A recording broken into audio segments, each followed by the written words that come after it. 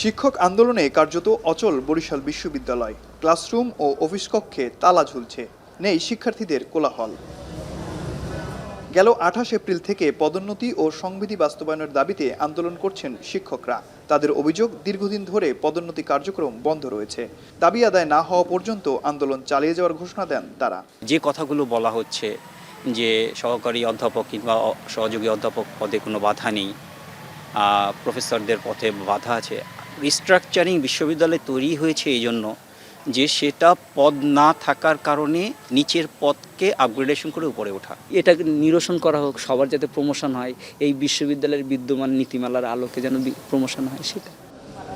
তবে আন্দোলনের বিষয়টি অযৌক্তিক দাবি করে উপাচার্য অধ্যাপক ডক্টর মোহাম্মদ তৌফিক আলম বলেন, বেশিরভাগ পদোন্নতিতে কোনো জটিলতা নেই, আলোচনার মাধ্যমেই সংকট সমাধান সম্ভব।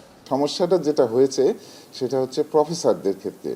প্রফেসর প্রত্যাশীদের আসলে সরকারি নিয়ম অনুযায়ী বা ইউজিসির নিয়ম অনুযায়ী প্রথমে পদ সৃষ্টি হতে হয়। তো আমাদের এখানে কোনো পদ সৃষ্টি হয়নি। যেটাই হোক, এটা আলাপ আলোচনার মাধ্যমে সমাধান করা সম্ভব।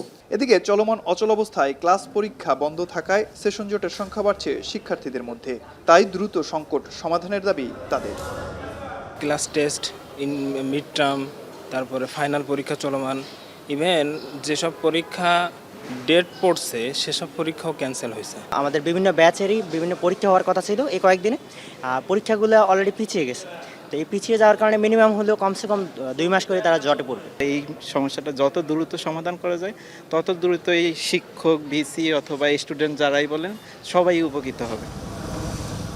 এক যুগেরও বেশি সময় পার করেছে বরিশাল বিশ্ববিদ্যালয়। এ সময় নানা আন্দোলনের মুখে উত্থান পতন হয়েছে 3 জন উপাচার্যের, কিন্তু সেই সংকট এখনও কাটেনি।